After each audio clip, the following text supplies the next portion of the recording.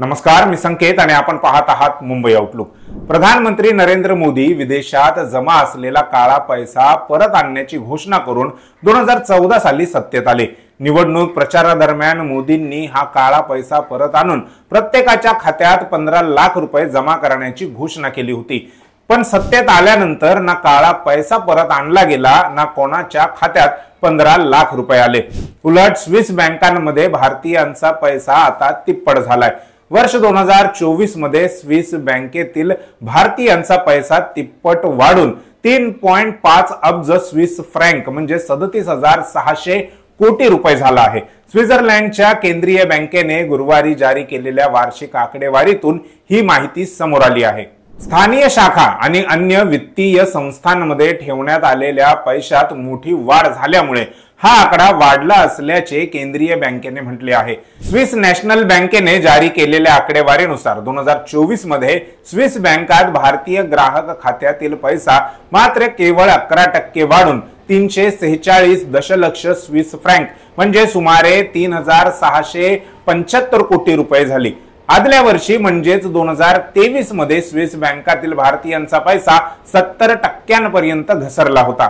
2021 मध्ये भारतीयांचे 3.83 अब्ज स्विस फ्रँक स्विस बँकात होते। हा 14 वर्षांचा उच्चांक ठरला होता। त्यानंतरचा सर्वाधिक पैसा 2024 मध्ये भारतातून स्विस बँकेत गेला आहे। स्विस नॅशनल बँकेने जारी केलेले हे अधिकृत आकडे असून यास काळा पैसा मानू नये असे बँकेने म्हटले जरी असले तरी हा काळा पैसा असल्याचा संशय देशातील नागरिकांकडून व्यक्त केला जात आहे। कारण लोक या बँकांमध्ये त्यांचे पैसे जमा करतात परंतु त्यांच्या खात्यांची माहिती कोणालाही दिली जात नाही, अगदी खातेदाराच्या देशाला किंवा सरकारलाही नाही। स्विस बँकेतील भारतीयांच्या वाढलेल्या पैशांवरून काँग्रेससह देशातील सर्वच विरोधी पक्षांनी प्रधानमंत्री नरेंद्र मोदी यांना घेरण्यास सुरुवात केली आहे। अंजली दमानिया म्हणाल्या की 2024 पासून ज्या घोषणा आपण ऐकत आलो त्यातील ही एक मोठी घोषणा होती की काळा पैसा परत आणण्याची। मात्र 2024 पर्यंत हे पैसे तिपटीने वाढले आहेत। माजी प्रधानमंत्री आणि मुख्यमंत्री देवेंद्र फडणवीस या दोघांनाही विनंती आहे की हे पैसे भारतात परत आणायला हवेत आणि प्रत्येक नागरिकाच्या खात्यात 15 लाखांऐवजी आता 45 लाख रुपये जमा करा असा खोचक टोला त्यांनी लगावला आहे।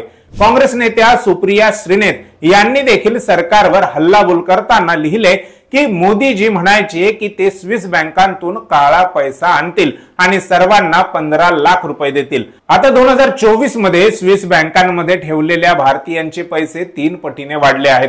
आता 15 लाख नाही तर 45 लाख रुपये दिले जातील।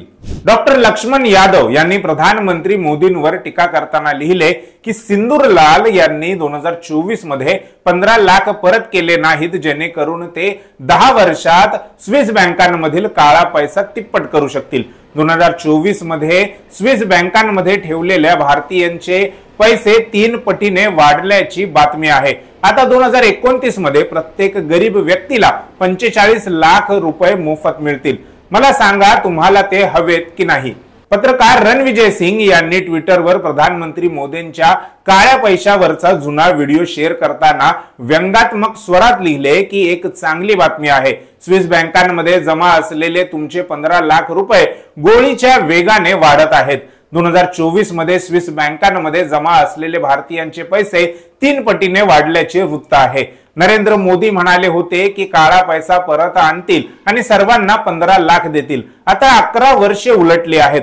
15 लाखांवर व्याजही मिळेल, ते फक्त पैसे मिळतील। दीपक सिंग नावाच्या एक्स वापरकर्त्याने लिहिले की मित्रांनो, काळा पैसा परत आला की नाही?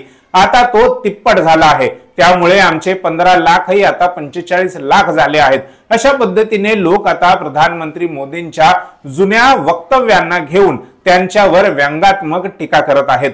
यावरून सरकारला चिडवण्याचा जरी प्रयत्न होत असला तरी हा अत्यंत गंभीर मुद्दा आहे। त्याकडे सरकारचे लक्ष वेधणे व कथित स्वरूपातील हा काळा पैसा भारतात आणण्यासाठी सरकारवर दबाव टाकणे गरजेचे आहे।